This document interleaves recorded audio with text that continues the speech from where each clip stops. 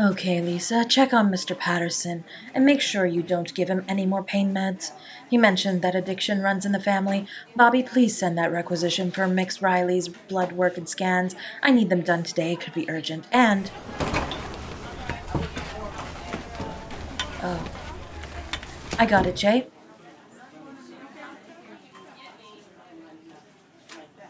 There are no other doctors. We're short-staffed. Dr. Fowler, you heard the paramedic summation. Your conclusion?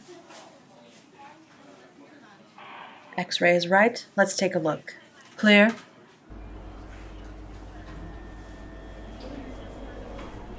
Dr. Fowler.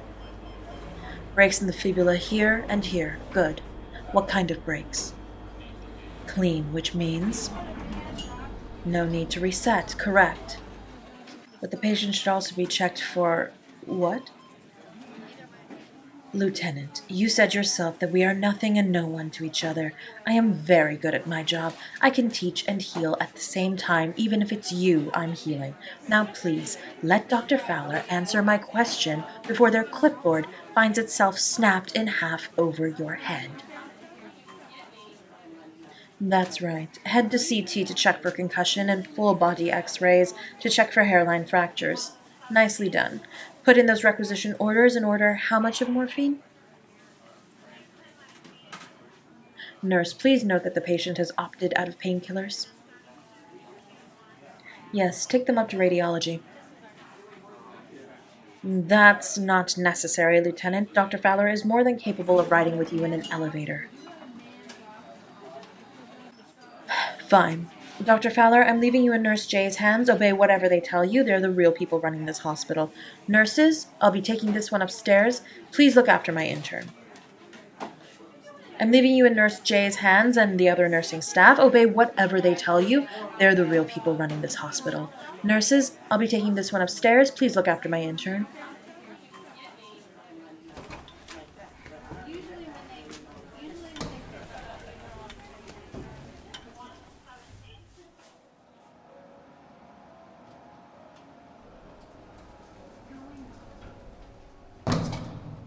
You have some nerve. You broke your leg. Even I'm not so unreasonable. I mean, you have some nerve insisting on my being alone with you like this, especially after the last time we spoke. Oh, you regret how you spoke to me. How sweet. That doesn't undo any of the hurt. You understand that, right? You acted like my daughter was a disease you didn't want you or your father to catch. She keeps asking for Grandpa. Every time I've had to tell her he's too busy. She's inconsolable. Nothing I tell her will convince her otherwise.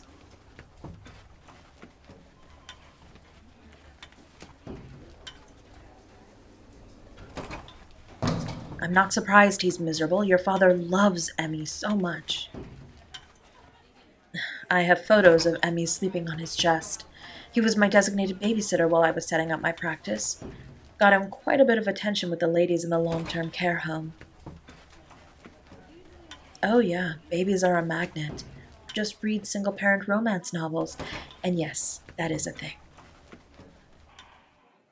Hi, Abby. This one needs a head CT and full-body x-rays. They fell off a ladder. Thank you. Okay, I'm going to pass you over to Abby. She's our lovely radio tech, and she'll take care of you. Yes, I'm still your doctor. I'll come and see you while you get your cast put on.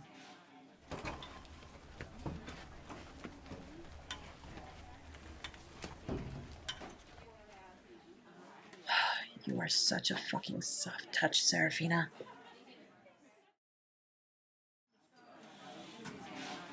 Talk to me, Jay.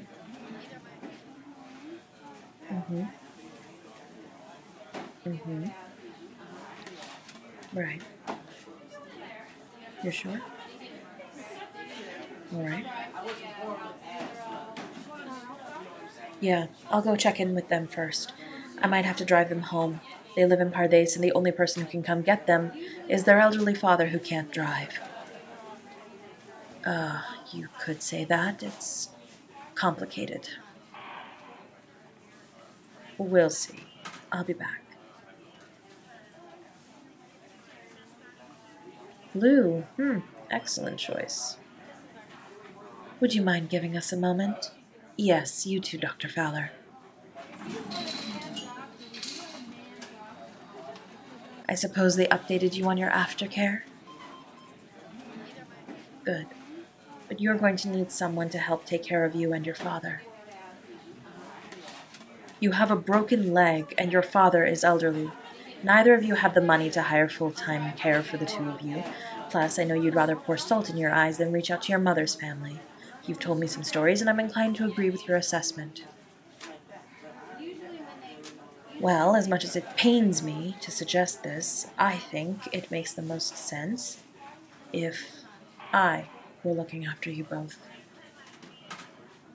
It does make sense. I know you both already. I'm well aware of the kind of medical care you need, and I'm able to set my own work hours. I can change my consultations to Zoom appointments, lab work can be sent to me, and if I have to go into the office, I can set my own schedule to make it convenient for you both. Oh, I agree. It's not a good idea. But it's also the only choice you have. I live around the corner from you, so I don't even have to live there. And I don't want to. Not our daughter. My daughter. You lost all rights to be her parent when you spoke about her the way you did. I'm going to tell her who you are. I don't need her getting upset because I lied to her. Oh no, you'll see her. She'll be visiting your father, but I'll be instructing her not to speak with you. I won't tell her what you said, but I'll tell her you hurt my feelings, which is why I'm upset and would rather she not speak to you. But Emmy, she's headstrong, so she still might, and you will treat her kindly. If you're feeling prickly or like you want to end the conversation, just tell her you'd like her to go to her grandpa. She's very good with boundaries, she'll listen. But if I hear that you yelled at her, or even in front of her, I will put you back in this gurney, and I will not feel bad about it. It will only be for 6 weeks. I'll be ordering a motorized wheelchair for you. You might want to look into getting a job that you can do from your laptop. This is against my better judgment. All of my instincts are telling me to give you the wheelchair and leave you to your own devices. But what if Emmy finds out you're their other parent? How would it affect her to know I could have helped her other parent and didn't because what? I was angry? How could I face her or myself as a doctor after that? So, I'm helping you, and my daughter will probably be around. But just because she's around doesn't mean you have any rights to her. You're genetically her parent, and that's all. We'll be out of your life in 6 weeks. Understand?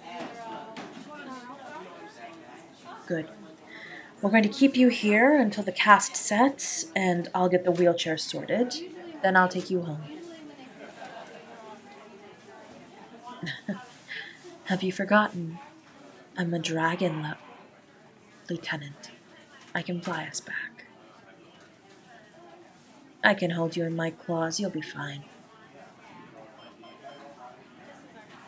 No, you're imagining things. I need to go finish my rounds before I leave.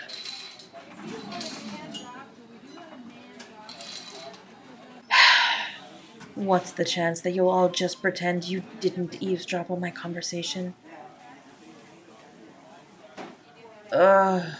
Fine. Walk with me, Jay and Dr. Fowler.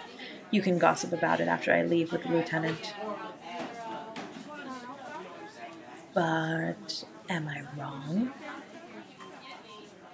That's what I thought. Come on, Dr. Fowler, let's begin. Profile first, then diagnosis as you've practiced.